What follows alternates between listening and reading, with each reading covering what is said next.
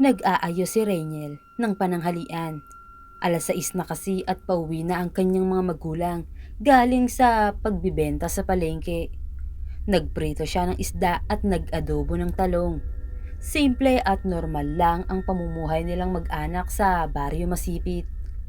Kasalukuyang naglalagay ng plato si Rainiel sa mesa nang pumasok bigla ang kanyang mga magulang sa loob ng bahay. Dumiretso ito sa kawayang sopa upang ilagay ang mga dalang gamit. Huh, nakakapagod ang araw na ito. Nakangiting wika ni Inang. Sinabi mo pa, nanakit nga rin ang paa ko. Sagot naman ni Tatang kay Inang. Bakit po? Marami po bang tao sa pamilihan? Tanong ko sa kanila na nakaupo sa kawayang sopa.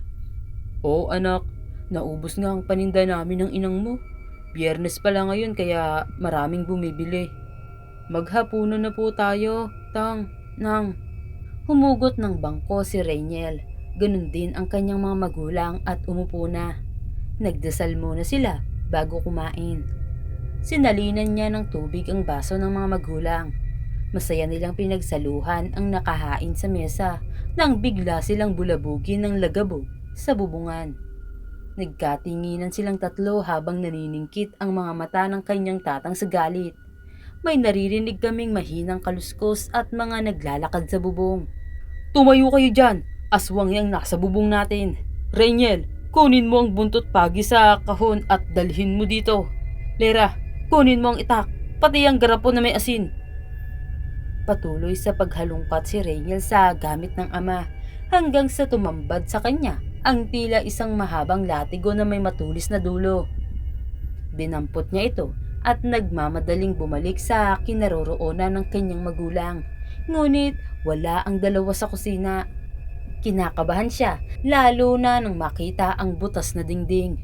Mabilis ang mga hakbang na lumabas si Rainiel sa kanilang bahay. Hindi siya makapaniwala nang matunghayan ang maraming aswang sa paligid. May mga sagpang itong mga tao. Ang iba naman ay winakwak ang tiyan at hila ang mga bituka. Hinanap ng kanyang mga mata ang mga magulang pero hindi niya talaga ito makita. Isang sigaw ang narinig niya sa paanan ng kabundukan. Lumingon siya sa bandang kakahuyan nang may mapansing angel na galing doon.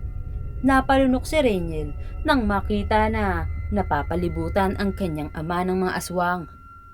Samantalang tinangay naman ng isang tagadagit ang kanyang ina, papasok sa madilim na kakahuyan. Inang! Tatang! Umiiyak na tawag niya sa mga ito. Patuloy siyang tumatakbo habang hawak ang buntot pagi na inutos ng ama.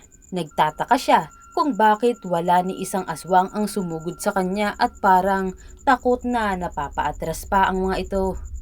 Patuloy niya pa rin tinatahak ang madilim na daan patungo sa ama at ina.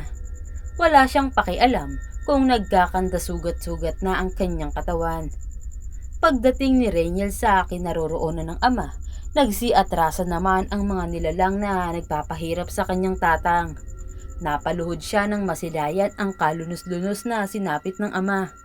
Butas ang lalamunan nito at wakwak ang tiyan. Binalatan din ito ng buhay ng mga aswang. Ah! Galit na sigaw ni Rainiel na nakatingala sa kalangitan. Tinagit din ng aswang ang kanyang ina. Nag-uumapaw ang galit sa kanyang puso. Naramdaman din niya sa kanyang palad ang init na hatid ng buntot pagi. Wala sa sariling tumayo at mas hinigpitan pa nito ang pagkakahawak sa latigo. Blanko ang ekspresyon ng kanyang mga mata at tila may sariling buhay ang kanyang mga kamay na iwinasiwas sa ere ang buntot ng pagi. Nag-aangilan ang mga halimaw habang nakatakip ang mga kamay nito sa kanilang tainga. Sumilay ang nakakakilabot ng ngiti ni Rainiel at walang pagdadalawang isip na inilatigo niya sa mga halimaw ang hawak. Tila bihasa siya sa pakikipaglaban sa ikinikilos niya. Sa bawat hagupit ng buntot pagi, nagiging blanko ang ekspresyon ng mga mata ni Rainiel. Patuloy siya sa ginagawa hanggang sa isa na lang ang natira sa mga halimaw. Inangilan siya nito pero parang hindi man lang nakadama ng takot ang binata. Nagpambuno silang dalawa. Pero parehong maliksi ang mga kilos nila. Agad na nakaiwas si Reniel sa tuwing pilit siyang kinakalmot ng aswang. Ilang minuto silang ganun. Nang malingat ang aswang, nilatigo agad ng binata ang katawan nito. Nagsisisigaw sa sakit ang halimaw dahil sa pagdampi ng buntot pagi sa katawan nito. Nanlilisik itong tumingin kay Reniel at pilit na ibinangon ng katawan na unti-unting nalalapnos. Mas tumindi pa ang galit ng binata dito. Umatungal ang halimaw. Tanda na nasasaktan ito sa ginawa niya. Nagsimula ng humingal ang halimaw hanggang sa mawalan na ito ng hininga. Huminto na rin ang init na nagmumula sa buntot pagi. Bumalik na sa dati ang ikinikilos niya. Nakakunot noon na pinagmamasdan niya ang mga aswang na nakahandusay sa paanan ng kabundukan.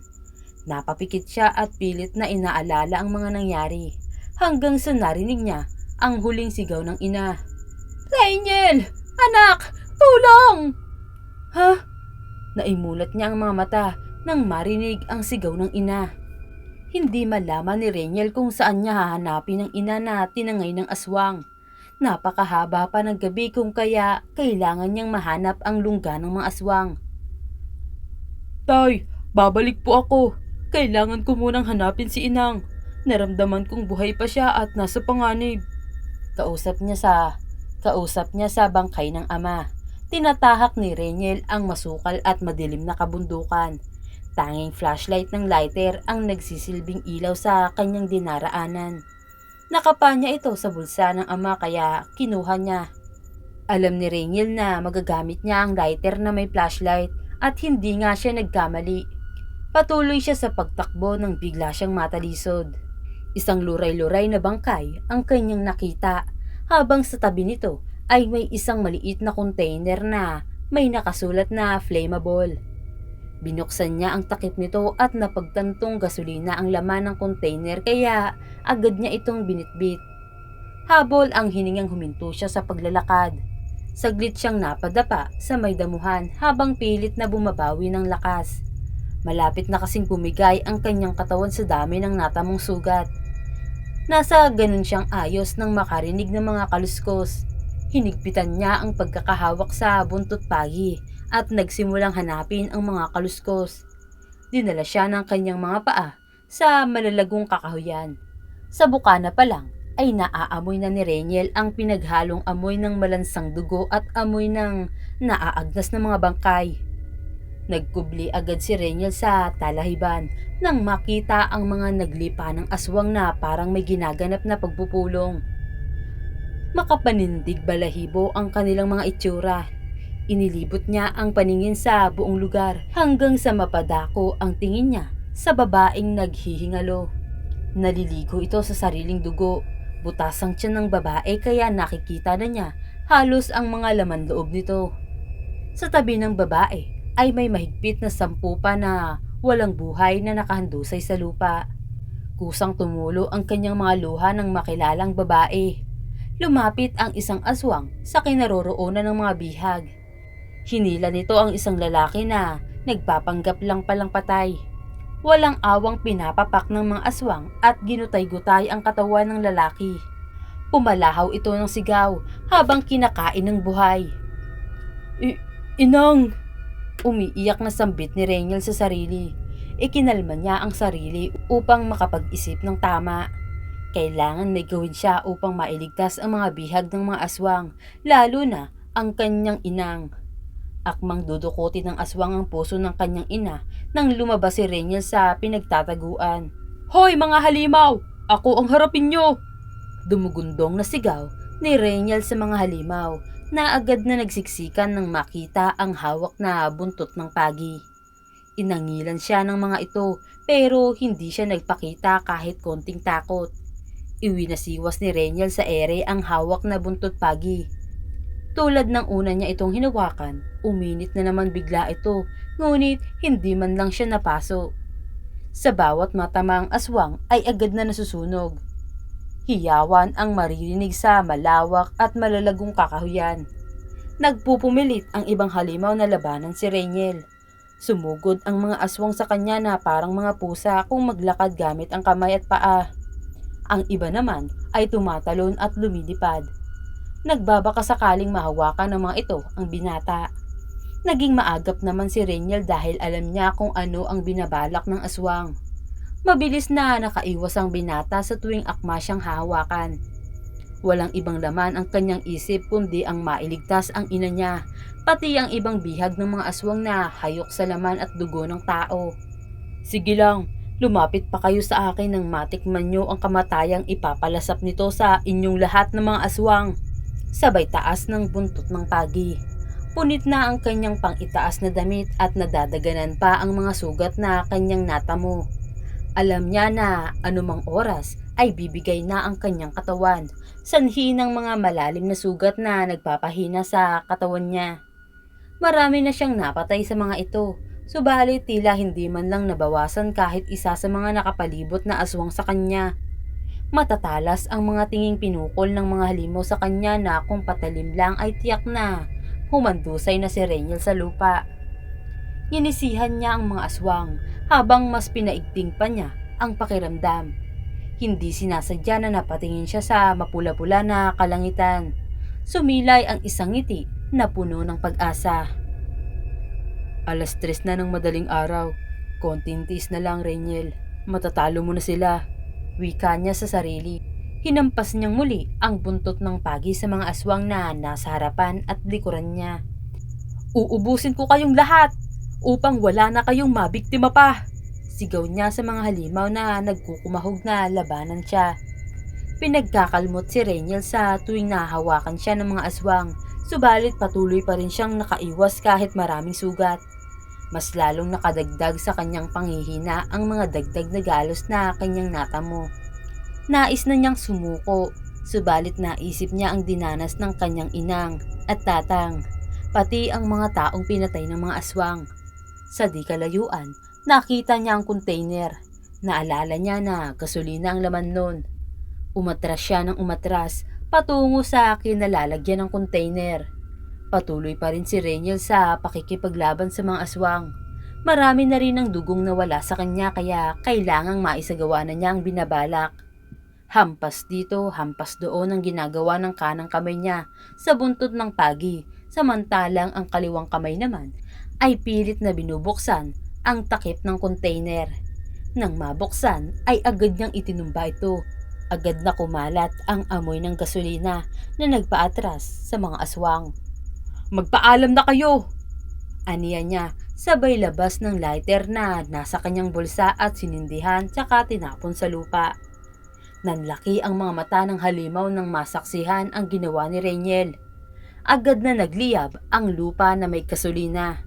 Nagtatatakbo ang mga aswang upang iligtas ang kani-kanilang mga sarili. Isinukbit niya sa tagiliran ang buntot ng pagi. Tinakpan naman ni Reniel ang ilong at nagtungo sa kinaroroonan ng inang niya. Tulong! Tulong! Tulong! Sigaw ng mga bihag na nasa ibang bahay.